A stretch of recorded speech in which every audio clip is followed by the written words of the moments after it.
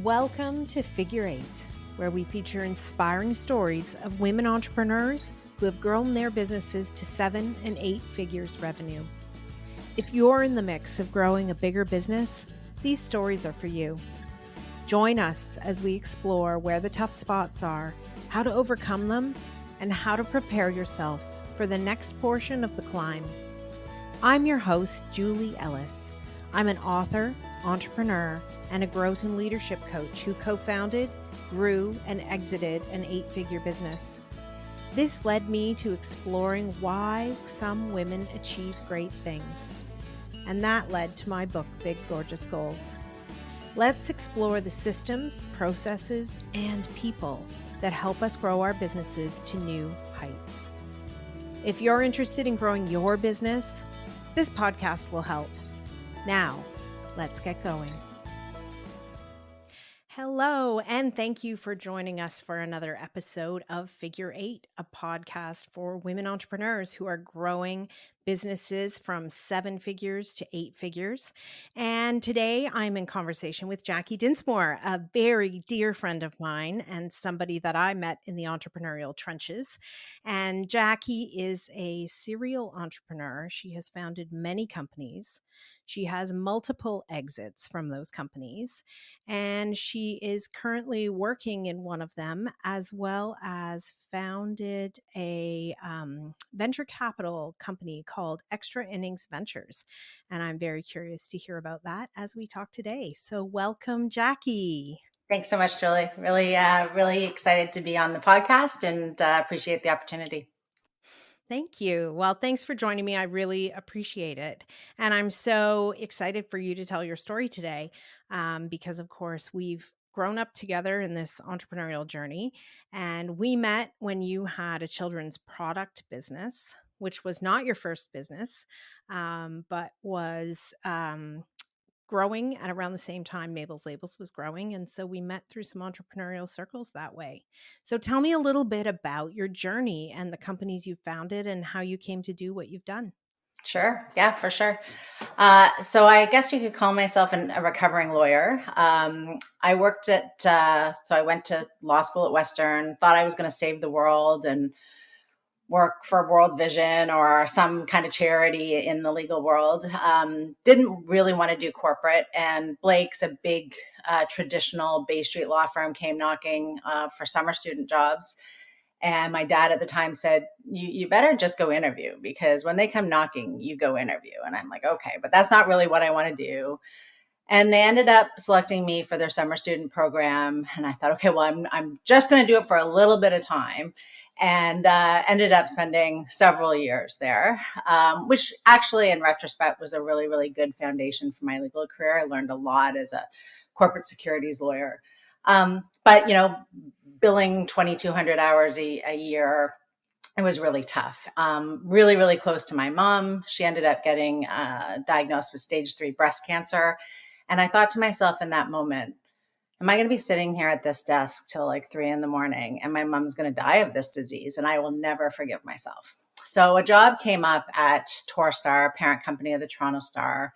It was 4 days a week, which was unheard of in our profession. And I was very fortunate. Somehow I got that job. The general counsel and I bonded over dogs. I think there was, 170 people that applied for that job because the legal industry just didn't have 4-day-a-week positions. But what that enabled me to do in getting that job was I could take my mom to chemo on the 5th day. And I ended up staying there for 8 years.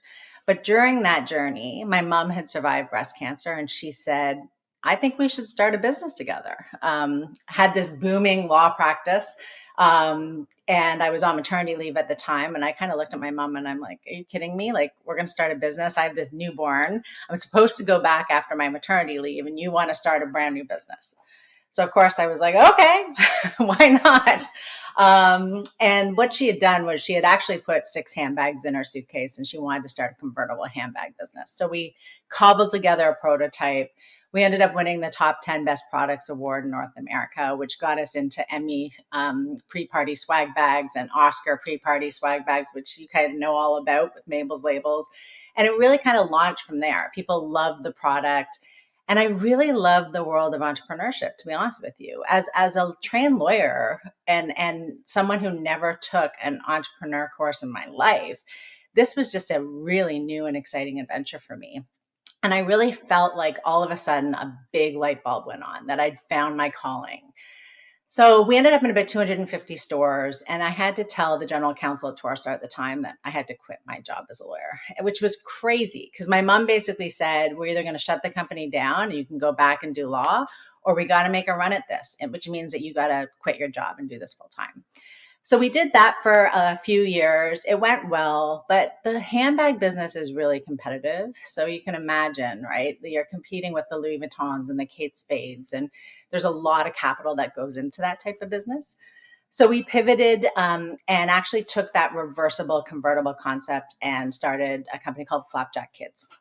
I got into a parenting class, and in the parenting class, now my children were a little bit older, they said, don't ask your child to wear a jacket. Say, would you like to wear the red jacket or the blue jacket? Empower them with choice. And so that's what FlapJackKids essentially was empowering kids with choice through a whole line of reversible apparel. Do you want to be the lion or the monkey? Do you want to be the frog or the bear?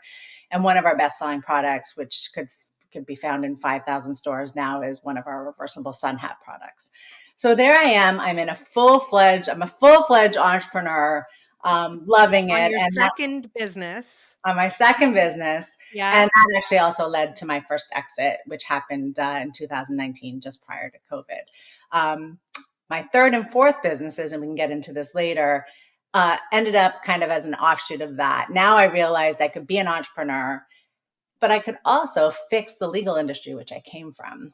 And as an entrepreneur, I got really frustrated with lawyers. I actually hated them, and really found a business that solved that problem. So I could combine and marry my legal industry knowledge with my entrepreneurial kind of skill set that I now acquired. So that's my journey. That's really eclectic and interesting. Thank you. Yeah. It as they say, success doesn't look like this, right? It kind of looks like this. And my journey was, definitely not the road well traveled. Let's put it that way. Yeah, it doesn't always look like a staircase, a neat and tidy staircase that you just climb. Definitely the pot of spaghetti is, it feels like the pot of spaghetti, even if to the outside world, it looks like you've got it all together. Exactly. For sure. Yeah. Oh, that's interesting. And so why did you feel like your third and fourth businesses, what made you feel like the ingredients were right for disruption in the legal field?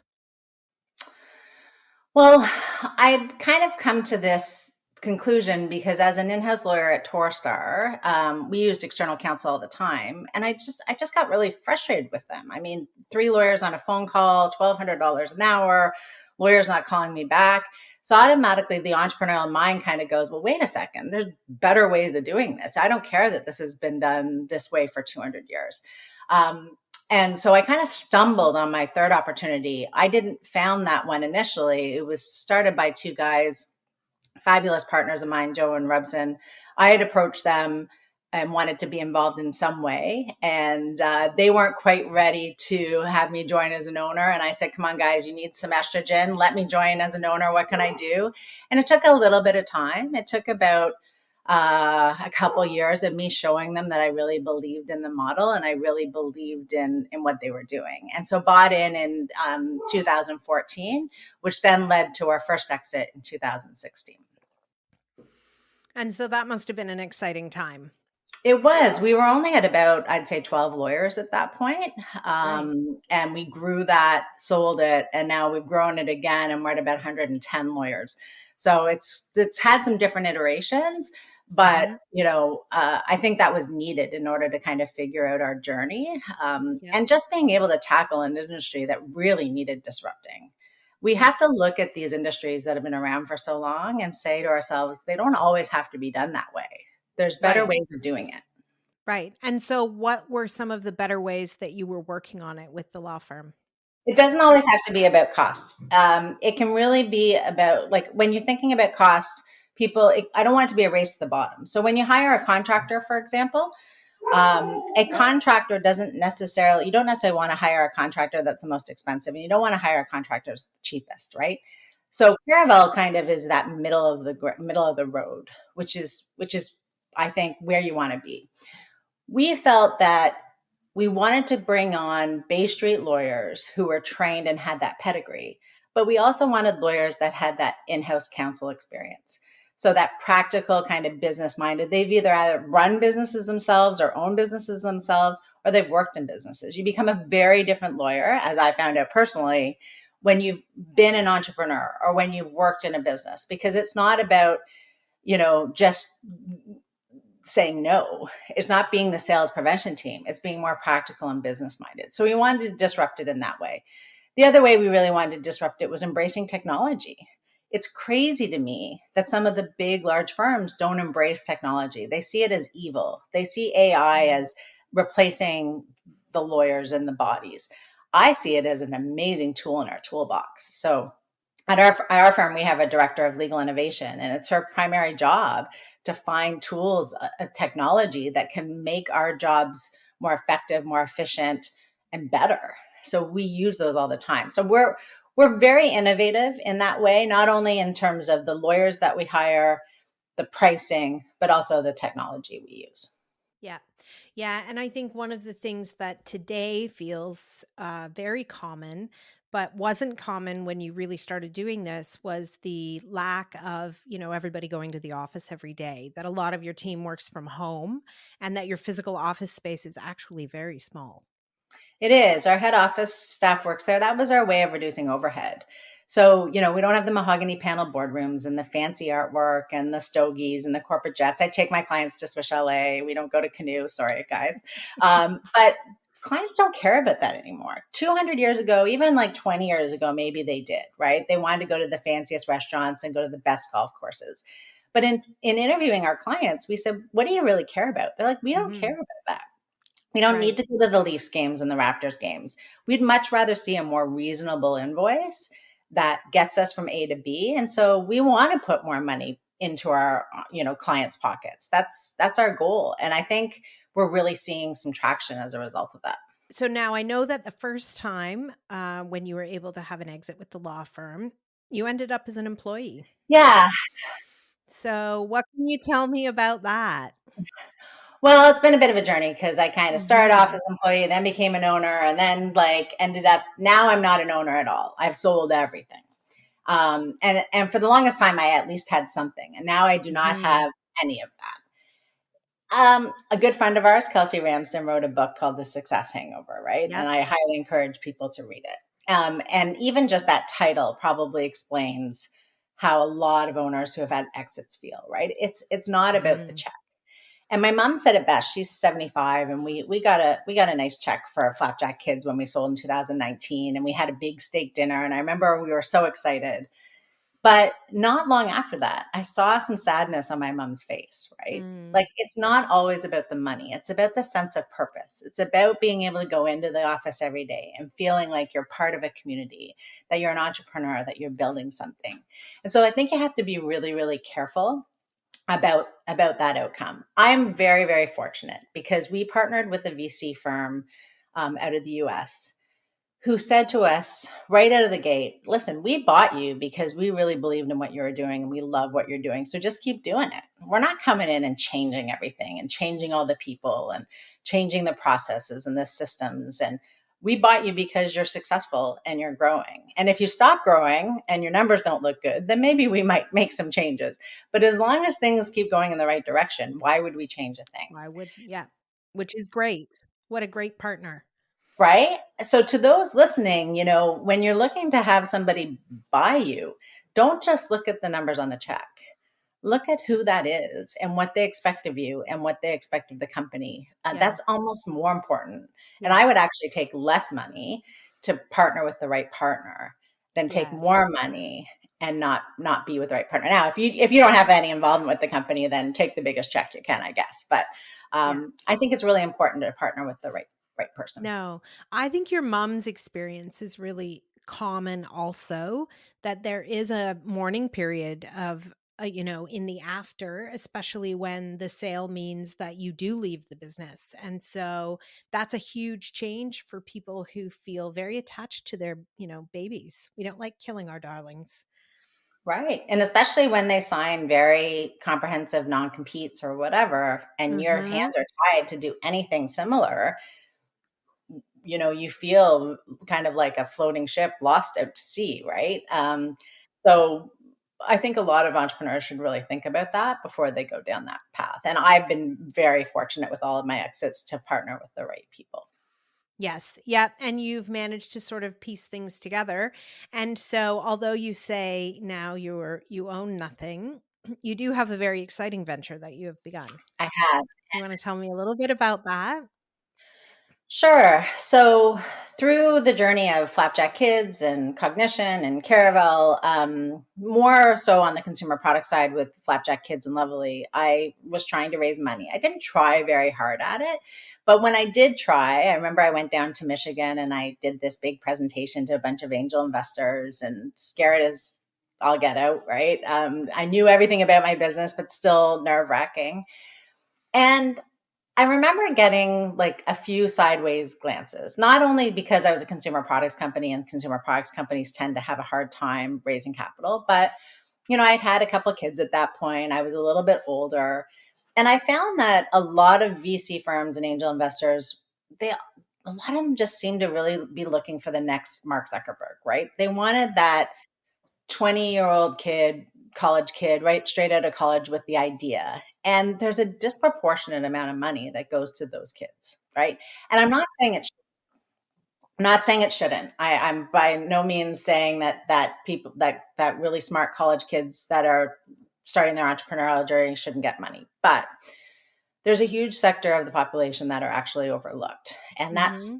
those are entrepreneurs with life experience. So, I say mature founders. It doesn't necessarily we don't have to settle on an age, but people that have had a lifetime experience, perhaps in the industry in which they're starting their venture.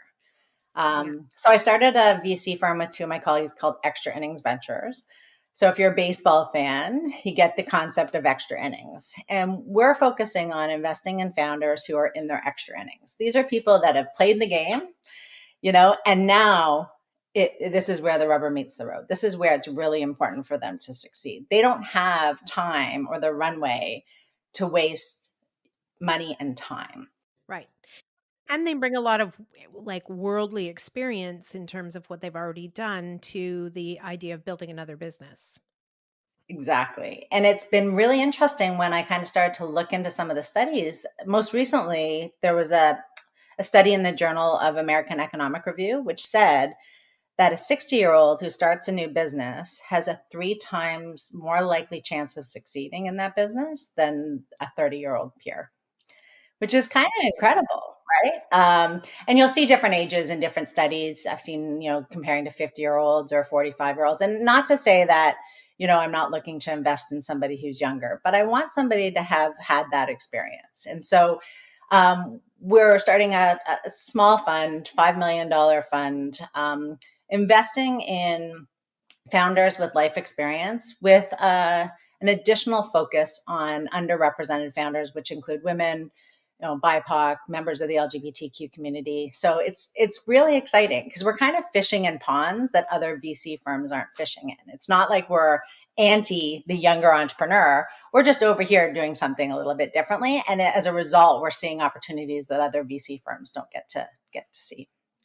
So that's been really, really exciting. And it's incredible too, when somebody's had, 15 years of experience in an industry and they start a business in it, of course they're going to know a lot more about that than somebody who's never been in that industry. And I think I actually found that with the legal industry. It really helped that I had had that legal journey before embarking on trying to disrupt it. Yeah. Yes, because you come in with some context and an idea of how things work that's, rooted in experience. Exactly. Yeah. Like there's no way I'm going to start an engineering firm anytime soon, and I shouldn't because I know nothing about that. Yeah. But boy, would I back an engineer who wants to disrupt that industry, right? Right. Yes. Definitely. That X amount of expertise is really the foundation of what it is you're looking for. Exactly. Exactly. So Yeah. yeah, we're just at the starting, the start of that. Like I said, we're raising funds right now and looking to deploy capital probably in the next 6 months. So it's pretty exciting. We're going to invest in about 10 to 12 different companies, and we're somewhat industry agnostic, which actually is a homage or a play back to the fact that as a consumer products company entrepreneur, Mm, as you could relate to, Julie, I think those companies need investors too. they And there's do. so many folks that are terrified of investing in inventory heavy businesses. But I think there's a lot of potential in that space that is lost and missed when people are only focusing on technology, for example. If you were going to start another product-based business now, what lessons, did you learn out of that business, those product businesses that would carry you forward? Well, I mean, hindsight's 2020, and I made lots of mistakes in that business. I think I got so excited about the product Mhm. that I often over ordered.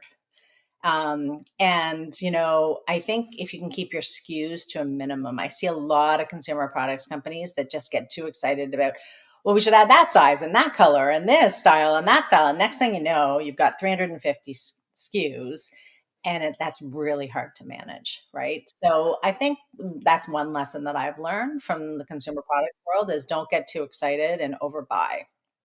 Yeah.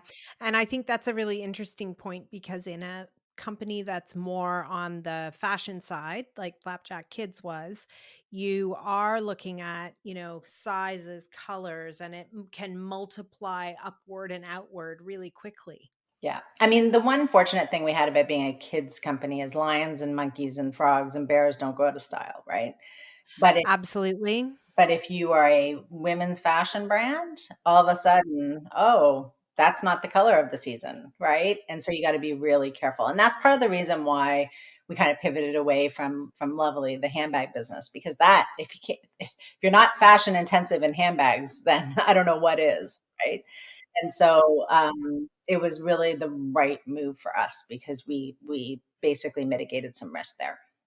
hmm I think also when you're manufacturing overseas, you're afraid to under order because getting more product if you sell through is really time, takes a long time and then you lose your opportunities and so you kind of have a predisposition to that over ordering.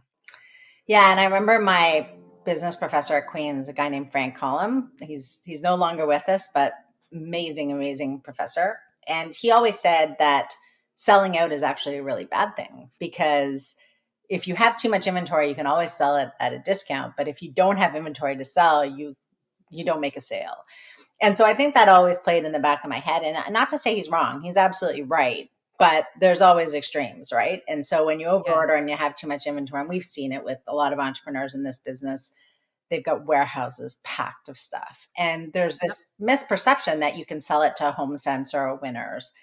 They're a lot pickier than they used to be. And so it's Yeah. not easy to offload products. So you just got to be really careful. And that's why investing in the right CPG companies is something you gotta really nail down in the due diligence phase. Yeah. Yes, that's true. And so that'll be a consideration for you in the next few months, hopefully. Yeah, exciting. Yeah. Yeah, I'm always excited about product businesses though, and a little bit I think I have a soft spot because of being a product girly myself, but also because I think that they have a hard time like the landscape for investment is not as deep and they do need capital because they need working capital for investment and there are a lot of hard problems that they are trying to solve. Yeah, no, exactly, exactly. And I mean, we're always going to wear shoes and clothes, and I hope that's not Absolutely. going away. And as long as that's still, a need, then I think it's a business that's needed as well. Okay, so if you were thinking about building a founding team again, what are the things you learned about that you would want somebody else to know? Well, it's funny because with Lovely and Flapjack Kids, the founding team was my family, and that's like the number one faux pas, right? You're not supposed to ever, ever start a team with family or friends. And I wouldn't necessarily say I wouldn't do that again. I mean, I think you have to find the right family members and the right friends. The nice thing about Agree. doing a business with my parents and my husband is my mom and dad really were quite okay taking kind of a back seat in very specific roles and doing their roles and staying in their lane. Right. And then I kind of had a very specific role. Working with my husband was really hard. And he'll say this, he's more of a corporate guy. And, he didn't like it when meetings ran over. He's less entrepreneurial. And so immediately, almost within like 6 months of starting the business, I was like, well, he's not the right team member for me. And thankfully, he became a bit of a silent partner, and he was more than happy to do that. And then Yeah. there's been situations over the years where I've thought about starting companies with friends, and they're all like super intelligent, creative, successful people. But you almost need like not too many people in this with the same kind of skill set and the same kind of personality. You need different people in different roles.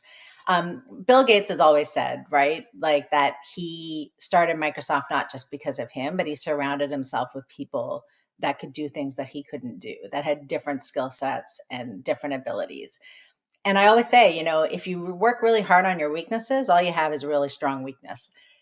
Like, recognize Yep. that and put your ego aside, that you can't do everything and you shouldn't do everything, right? And so find the people that can do the things you can't do and assemble the team on that basis, and then delegate and be comfortable with it and be Mm-hmm. okay with it. Yeah, and it is one of the things like about scaling up that some entrepreneurs find hard is that it has to get repetitive and it has to get specific.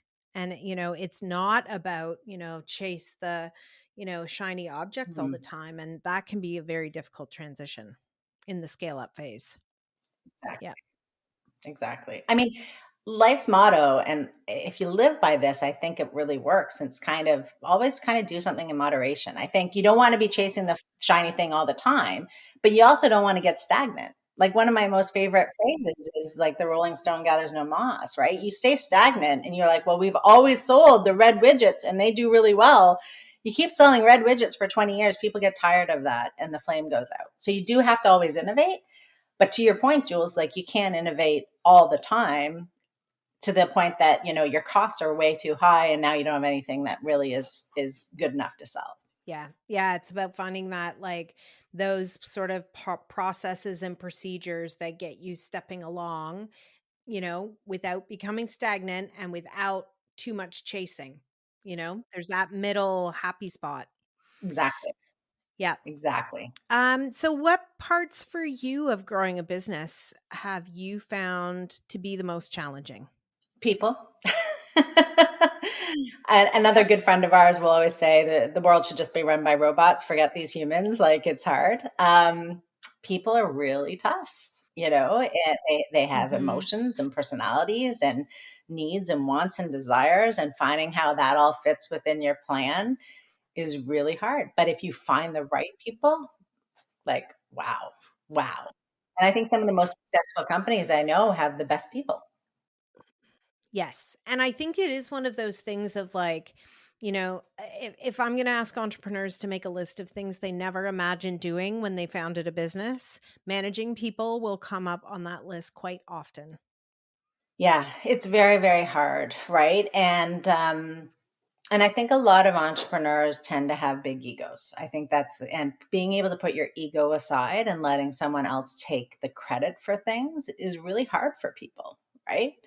Um, Mm. and I'm not saying that, that all entrepreneurs are narcissists by any stretch, but they get so excited about their dream and following that dream. And if you just go off a beaten path a little bit, it gets scary for some entrepreneurs. But sometimes that beaten path Mm. is exactly the journey to success. And they have to kind of believe in their people, right? And let Mhm. them do their job. Well, and I think about, I wrote in my book about how, like, no one actually ever sits you down and says, here's how to delegate effectively. Here's how to let go. Here's how to explain, instruct, and create, a pathway where when it comes back to you complete, you're going to get what you want. Nobody ever teaches you that. And so a lot of times, of course, we end up winging it. And that's, often not successful, or it gets you to a certain point, but it can't get you everywhere that you need to go. Exactly. Yeah. So what are some of your best lessons that you've learned on this journey? And what do you think everybody needs to know? Well, I'll read you a quote. I have my most favorite quote. Can I read you my quote? And this kind of goes to the idea that actually I do want to go to Africa in a year or so. So the idea of being able to focus on your business, but also take time away. This quote actually talks a little bit about Africa, which is kind of exciting. So every morning in Africa, a gazelle wakes up. It knows it must run faster than the fastest lion or it will be killed. Every morning, a lion wakes up. It knows it must outrun the slowest gazelle or it will starve to death. It doesn't matter whether you're a lion or a gazelle. When the sun comes up, you better be running. And what I love about this quote, right, is it, and there's so many different meanings in this quote, but let's say the gazelle is the brand new business, right? Like you're fairly weak, you don't have a lot of revenues, you don't have a lot. You got to keep moving. You got to keep innovating. You got to keep going. Maybe the lion is the super successful business, right? You're 15 years in, you're $20 million. You can't stop. It's not like you've made it. Okay, this is great. I'm done. I'm hands off, right? You got to keep going. And this kind of goes back to my point about, I think you always have to keep innovating. You can't get stagnant. You got to keep running every morning. You got to get up. You got to think about, how do I propel my business forward? How do I make it better? How do I make it more effective? How do I make it more efficient? Even if what's working for you now is working for you, it might not work for you tomorrow. And everyone knows this Wayne Gretzky quote about how he always skates where the puck is going to be, not where it's been. I love that. Because too many people look behind and you got to look forward. Yeah. Well, and I think, it's a pretty accurate, to me, representation of entrepreneurship is trying to figure out where the puck is going and to be there. And, that idea that it is a constant cycle of learning, entrepreneurship. Like if you're ever sitting at whatever little pinnacle you think you're at and you're like, I think I've got this, like tomorrow, it's all going to come crashing down on your head and you're going to be like, oh, I actually have no idea what I'm doing again. And so, I think, and this is, I think a question for you too, about how you put the community around you that has helped you navigate all the things through all the businesses that you have co-founded, to, keep climbing basically. Well, I've had a coach for a number of years. And what I Mhm. love about her, she doesn't only coach me on my professional life, she coaches me on my personal life, my spiritual life, my physical life. All those components have to come together towards success, right? If you have a great company and things are going really well, but your personal life is falling apart, guess what? Guess what it influences, right? It influences your professional life and vice versa. If you've got a great marriage, but your business is failing, sometimes that will influence, your life at home Yeah. with your kids and with your spouse. So I think surrounding yourself, like getting a really, really great coach, and I don't have to convince you on this, Julie, you're an amazing coach, but getting a really good coach to be that support is key. And then just what we have, right, through our friendships and through like spending time with women and men and other people who are going through the same journey. I have some really great friends from high school. They're all teachers and I love them and adore them, but they look at me like I have three heads half the time because they don't understand some of the entrepreneurial, highs and lows that I've gone through, right? They've Yeah. got different highs and lows, not to knock Yes. teaching, but it's a very, very different profession. So Yeah, it surrounding is. yourself with people that get you is so important. Yeah. Good. Well, thank you so much for joining me. I am so glad that you're one of the people that I've surrounded myself with on this journey. And I thank you very much for talking with me today. And I'm going to be very excited to follow the path and trajectory of Extra Innings Ventures and the companies that you invest in and see what happens for you next. Thanks so much, Julie. Really appreciate your support and the opportunity, and good luck with the podcast. Thank you. Take care. I hope you enjoyed today's episode. Please remember to hit subscribe on your favorite podcast platform so you won't miss any episodes. Figure 8 isn't just a podcast. It's a way of seeing the big, gorgeous goals of women entrepreneurs coming to life. If you're interested in learning more, you can find my book, Big Gorgeous Goals, on Amazon anywhere you might live. For more about my growth and leadership training programs, visit www.julieellis.ca to see how we might work together. Read my blog or sign up to get your free diagnostic. Are you ready for growth? Once again, that's www.julieellis.ca. When we work together, we all win. See you again soon for another episode of Figure 8.